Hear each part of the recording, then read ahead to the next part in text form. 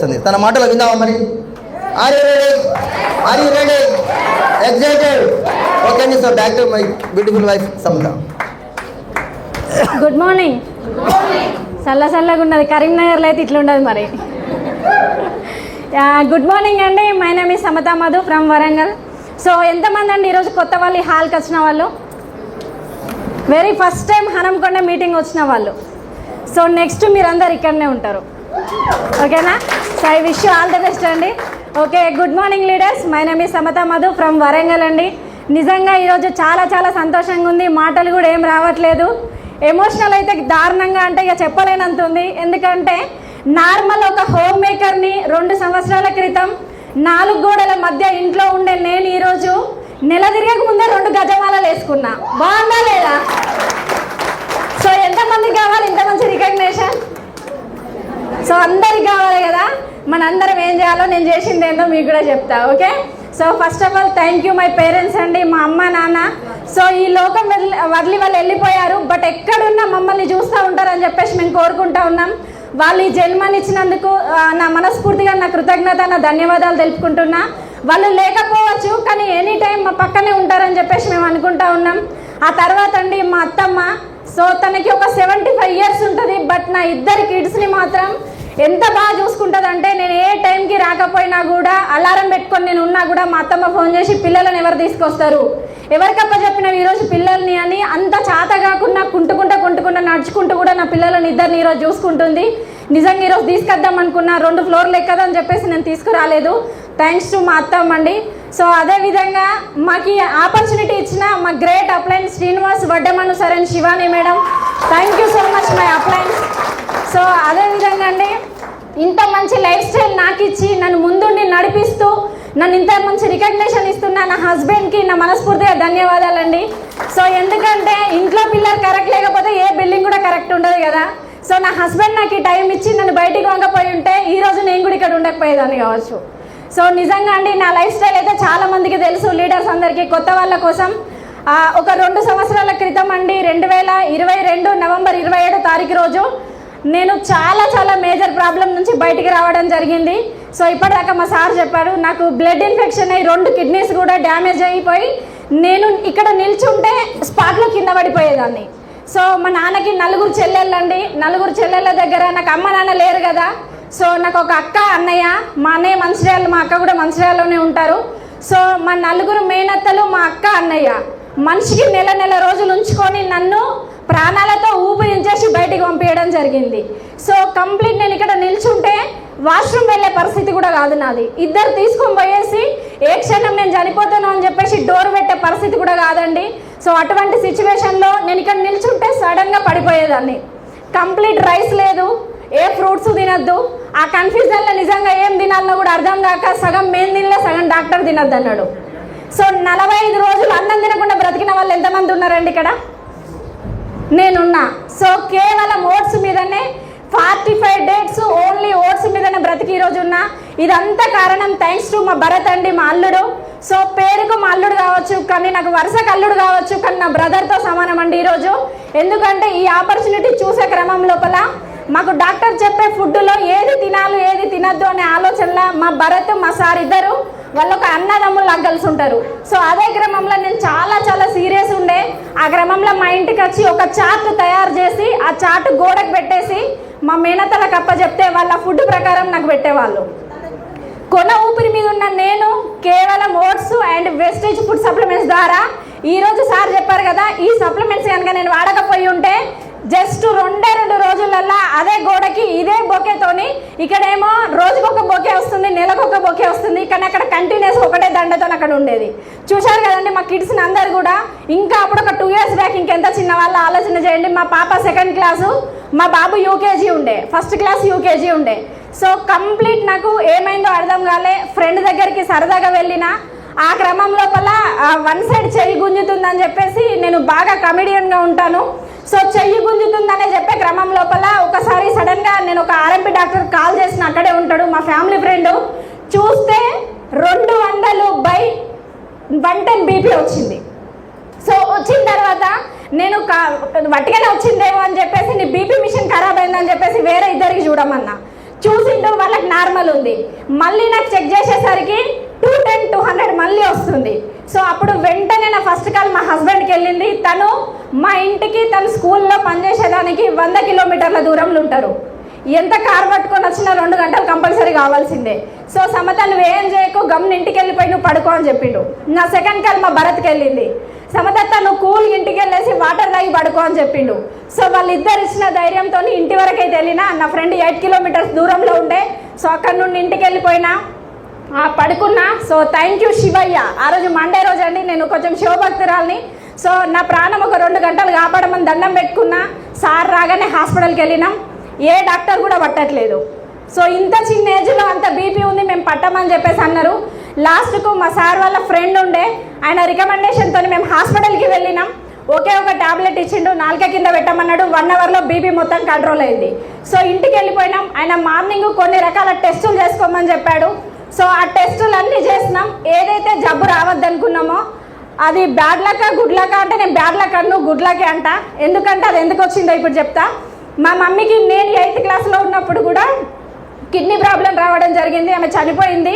So మేము 10th ఉన్నప్పుడు same అదే ప్రాబ్లం మేము అడిగితే డాక్టర్ చెప్పారు జెనెటిక్ ప్రాబ్లంతో అయ్యే ఉండొచ్చు. సో అదే వచ్చిందని చెప్పిండ్రు. సో మేము ఎన్ని హాస్పిటల్స్ తిరిగినామో మాకే తెలియదండి. నేను నడవలేను, కూర్చోలేను. సో ఇద్దరు పట్టుకొని కార్లో పడుకోబెట్టుకునే వాళ్ళు, అక్కడ నుంచి తీసుకొని పోయి వీల్ చైర్లో పడుకోబెట్టేటోళ్ళు. వాళ్ళు ఏ ట్రీట్మెంట్ చేస్తారో తెలియదు, ఏ ఇంజక్షన్లు ఇస్తారో తెలియదు, ఏం చేస్తారో తెలియదు. సో లాస్ట్కు నేను ఫిక్స్ అయిపోయింది ఒకటే, నేను కొద్ది రోజులల్లో మరణించబోతున్నా. సో ఎవరితో మాట్లాడడం బంద్ చేసిన, ఎవరితో మాట్లాడలేదు, నా ఫోన్ పక్కకు పడేసిన. సో ఏవైతే మా ఇంట్లో బీరువా కీస్ ఉంటాయో, ఏవైతే ఫైల్స్ పేపర్స్ ఉంటాయో అవన్నీ కూడా వాళ్ళకి అందుబాటులో పెట్టేసినా. నేను ఫిక్స్ అయిపోయినా నేను ఉండా అని చెప్పేసి. కనీసం మా పిల్లల ఫేస్ కూడా చూసేదాన్ని కాదు నేను.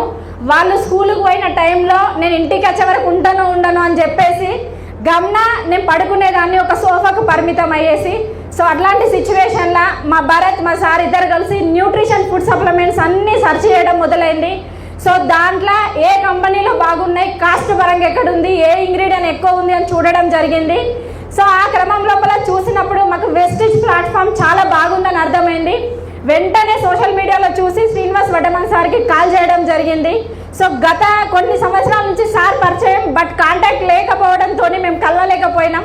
చూసి కాల్ చేసిన తర్వాత సార్ ఒకటే మాట చెప్పారు, వెస్టేజ్లో ఏమేమి సప్లిమెంట్స్ ఉన్నాయో అవన్నీ ఫస్ట్ వాడిపియండి అని చెప్పారు. మేము హాస్పిటల్కి పోతే కరెక్ట్ 90 డేస్లో డయాలసిస్ చేయాలని చెప్పారు. మేము వెళ్ళేసి మా సార్ వాళ్ళు వెళ్ళేసి అన్ని సప్లిమెంట్స్ తీసుకొని వచ్చారు. కనీసం నేను సప్లిమెంట్ మింగే స్టేజ్లో కూడా లేను. మన ఏవైతే సప్లిమెంట్స్ ఉన్నాయో అన్నీ ఓపెన్ చేసేసి పౌడర్ ఒక గ్లాస్లో పోసి చెంచాతో నోట్లో పోసేవాళ్ళు. సో అట్లా పోసిన క్రమం లోపల ఒక 30 డేస్ తర్వాత మెల్లిమెల్లిగా కొంచెం కలుపుకొని తినే స్టేజ్ వరకు రావడం జరిగింది. మా పిల్లల అకాడమిక్ ఇయర్ వెళ్ళిపోయింది, నా ఇల్లు వదిలేసి వెళ్ళిపోయినా. మేము ఇల్లు కొనుక్కున్నాం, దాన్ని చూడలేదు. సో సార్ ఇక్కడ, మేము అక్కడ. పరిస్థితి ఒక అమ్మ నాన్న లేకపోతే ఎట్లుంటుందో ఆలోచించండి. మా మేనత్తలు, మా డాడీ వాళ్ళ చెల్లెల్ని చూసుకోవడం జరిగింది. సో అట్లా వాళ్ళ ఇంట్లో వండుకుంటూ ఒక 8 నెలల కాలం గడిపిన. ఆ తర్వాత నా అంతటా నేను మంచిగా అయ్యే స్టేజ్ నుంచి మా ఇంటికి రావడం జరిగింది. సో 3 నెలల్లో మమ్మల్ని డయాలసిస్ రమ్మన్నారు కదా, మేము మొత్తం సిద్ధమైపోయినారు మా వాళ్ళు.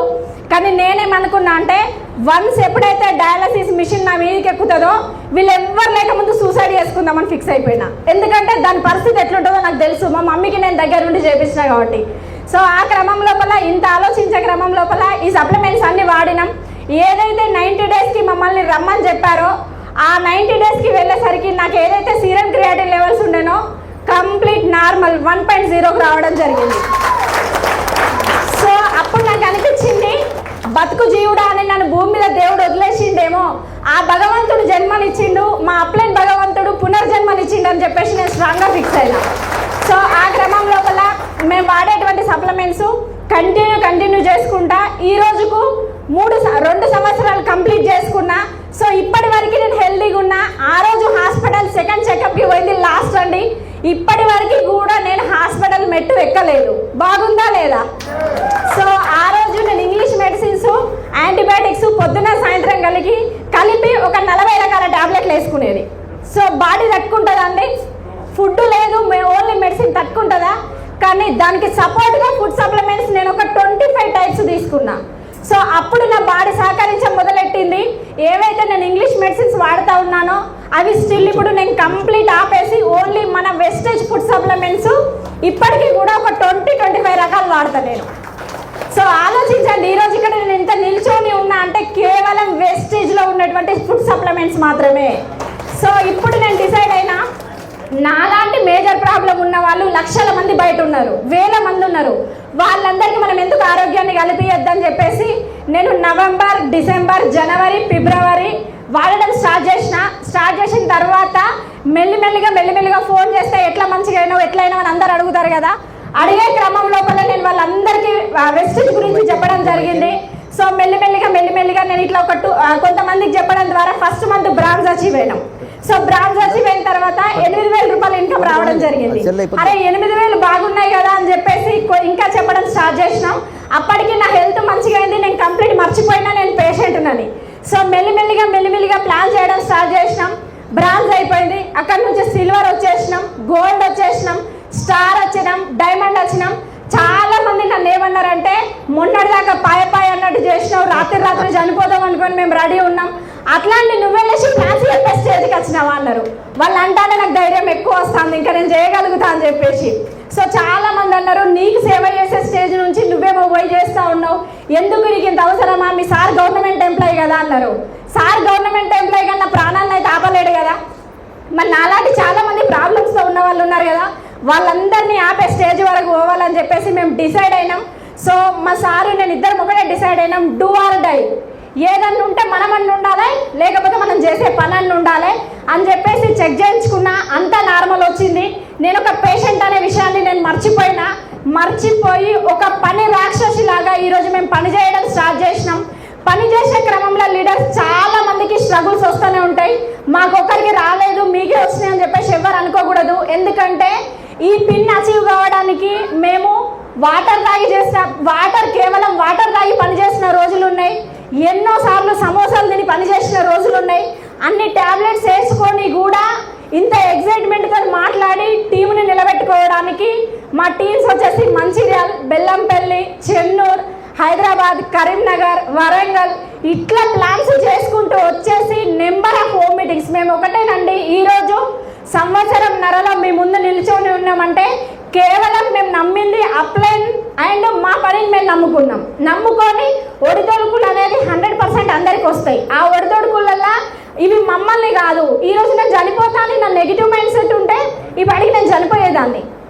కానీ అల్టిమేట్ నేను ఏం నమ్ముకున్నా, నేను బ్రతకగలుగుతా, నేను కొంతమంది లైఫ్లు కాపాడగలుగుతా అని చెప్పేసి నేను నమ్మిన కాబట్టి సేమ్ అదే వర్క్ మేము చేసుకుంటూ వెళ్ళినాం. మాకు చిన్న పిల్లలు ఉన్నారని మేము ఆలోచించలేదు, ఈరోజు కడుపుకు తిన్నామా తినలేదని మేము ఆలోచించలేదు, ఖచ్చితంగా సండే నాన్ వెజ్ తెచ్చుకోవాలని మేము ఆలోచించలేదు, ఈ ఫంక్షన్కి అటెండ్ కావాలని మేము ఆలోచించలేదు. ఒక 1.5 year నుండి మేము కంప్లీట్ ఫంక్షన్స్ మర్చిపోయినాం, మా పిల్లలని మర్చిపోయినాం. చాలా మంది అనేవాళ్ళు పిల్లలు బక్కగా అవుతారు, నీకు అంత సంపాదన మీద అవసరమా, వాళ్ళకి అన్నం కూడా పెడతలేవు అనేటోళ్ళు. కానీ మేము పొద్దున్న అన్నం వండితే మేము వచ్చే వరకు రాత్రి కూడా తిని వాళ్ళు పడుకునే వాళ్ళు. Thanks to my children Advaita and Aditya. ఎందుకంటే వాళ్ళు మేము ఏ నైట్ వచ్చినా కూడా మీరు ఎక్కడికి పోయినరు అని మమ్మల్ని అడగకపోతుండే, వాళ్ళంతటా వాళ్ళు అన్నం పెట్టుకొని తిరిగి రాసుకొని ఉంటుండే ఇంట్లో. సో ఇంత మంచి కిడ్స్ని ఇచ్చిన భగవంతునికి కూడా థ్యాంక్ యూ అండి. సో మా పిల్లలు ఈ డీసీని పిన్ అచీవ్ కావడానికి మా ఇద్దరు పిల్లలేనండి. ఎందుకంటే మేము ప్లాన్స్కి వెళ్ళేసి 10-11 వస్తే టీవీ చూసుకుంటూ సోఫాలో పడుకునే వాళ్ళు చాలా మంది.